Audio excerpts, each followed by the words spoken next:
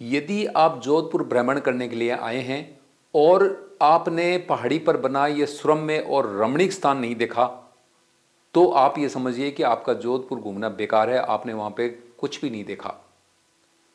तो इस वीडियो के अंदर जानिए शहर के बीचों बीच बनी पहाड़ी के ऊपर यह रमणीक और सुरम्य स्थान के बारे में।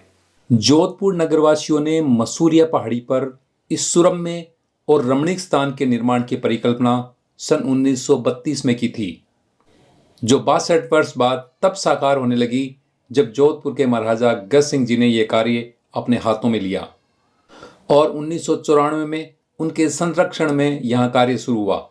और आखिर 66 वर्ष बाद जोधपुर वासियों का सपना तब साकार हुआ जब 3 अक्टूबर 1998 को देश के तत्कालीन प्रधानमंत्री श्री अटल बिहारी वाजपेयी के कर कमलों से इस पहाड़ी पर विकसित किए उद्यान में 18 फुट ऊंची अष्टधातु की अश्वारोही वीर वर दुर्गादास राठौड़ की प्रतिमा का अनावरण किया गया। सन 1932 में जूनी मंडी हाटों के डागले सर्राफा बाजार में जोधपुर नगरवासियों की एक आम सभा हुई, जिसमें निर्णय लिया गया था कि जोधपुर के किले के सामने मसूरिया पहाड़ी पर राष्ट्रवीर दुर्गादास राठौड़ की प्रतिमा, जो घोड़े पर सवारी किए हो, लगाई जाएगी। 1932 से एक छोटी सी समिति बनी थी, दुर्गादास राठौड़ समिति, जिसका नेतृत्व पंडित रामदत्त जी थानवी ने किया। और इस समिति का विधिवत रजिस्ट्रेशन 1988 में हुआ और 1994 में महाराजा साहब ने प्रधान संरक्षक बनना तय किया। जब से महाराजा साहब संरक्षक बने, उसके बाद में समिति ने एक अच्छा काम यह किया कि इस वीरवर को सच्ची श्रद्धांजलि देने के लिए मसूरिया पहाड़ी पर एक भव्य प्रतिमा लगाने का निर्णय लिया गया। और यह प्रतिमा करीबन 24 लाख में महाराजा साहब के अथक सहयोग से बनी है। महाराजा साहब का एक ही कहना था कि वैसे तो महाराजा साहब अकेले ही बना सकते थे, पर उनका कहना था कि इसमें यदि जनसाधारण का योग रहेगा तो उनकी भावना भी जुड़ी रहेगी और ये समिति के लिए बहुत अच्छा काम। करीबन 24 लाख रुपए में ये मूर्ति उस समय बनी अष्टधातु की। 18 फीट का ये पेडेस्टल है और 18 फीट की ये भव्य प्रतिमा बनी है, जो एक घोड़े पे वीर दुर्गादास विराजमान है। और 3 नवंबर 1998 को भारत के यशस्वी प्रधानमंत्री श्री अटल बिहारी वाजपेयी के कर कमलों से इसका लोकार्पण हुआ। तब जब इस लोकार्पण में प्रधानमंत्री जी पधारे तो उन्होंने महाराजा साहब को कहा था कि महाराजा साहब, पहले तो आप बधाई के पात्र है कि इस शिखर पुरुषों को आपने शिखर पर स्थापित किया है और इस वीर योद्धा को आपने बहुत अच्छी श्रद्धांजलि दी है, पर मैं चाहता हूँ कि यह स्थान इतना रमणीक बने कि हमारी युवा पीढ़ी जब यहाँ आवे तो उनसे प्रेरणा पाकर आगे बढ़े और वे देख सके कि उनके पूर्वजों ने इस मारवाड़ की धरती के लिए क्या योगदान दिया। ऊंची पहाड़ी पर बनी इस प्रतिमा का मुंह किले की तरफ है। इसके पीछे भी महाराजा गज सिंह जी की यह सोच थी।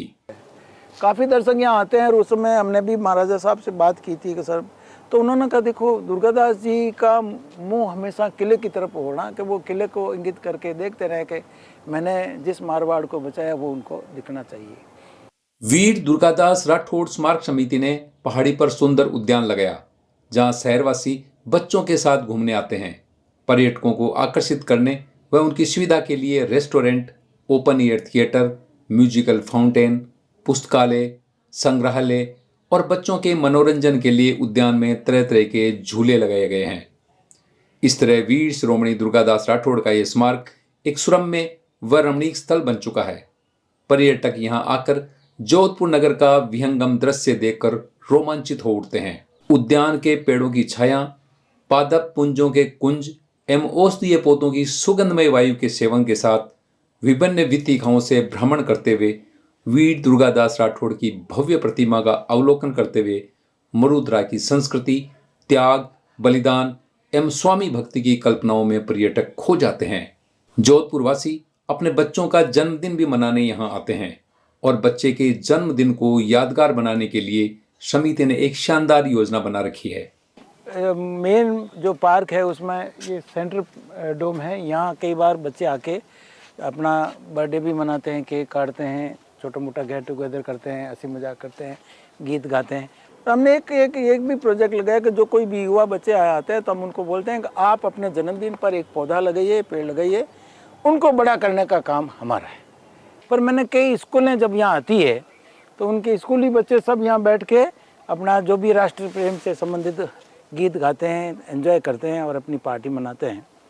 हमने सभी स्कूल वालों को कहा है कि यदि वो हमें सूचना देकर आते हैं तो उनसे हम नाम मात्र शुल्क लेकर उनके हम साथ गाइड लगा के पूरे बगीचे के बारे में जानकारी देते हैं। और इस तरफ जो है एक चूँकि पानी की कमी भी है, फिर भी हमने एक यहाँ लॉन लगाने का पूरा प्रयास किया। तो यहाँ कई बार समूह में जो आते हैं परिवार के लोग, वो यहाँ बैठ के खाना खाते हैं, खेलकूद करते हैं, अंतराक्षरी खेलते हैं, ये उनके लिए है।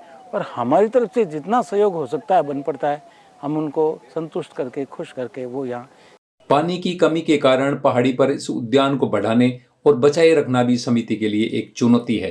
एक सरकार के पीछे एक पानी की टंकी है, उस टंकी में से हमें कुछ पानी देते हैं। हम कई बार उनसे निवेदन करते हैं कि सर आपका बिल तो बढ़ा आता है पर पानी नहीं आ पाता है और हमें थोड़ी तकलीफ होती है। उनका एक ही जवाब होता है कि पहले हम पीने के लिए दें या आपके लिए दें। पहाड़ी पर वर्षा जल संरक्षित कर इस समस्या से निजात पाया जा सकता है। उद्यान में ही समिति का एक सभा भवन है। ये समिति के लिए सभा भवन है जहाँ यहाँ समिति की बैठकें अक्सर हुआ करती है। तो ये तत्कालीन राज्यपाल पंजाब श्री वीपी सिंह बदनौर साहब ने ये बनवा के दिया और ये हमारे लिए बहुत ही उपयोगी रहा।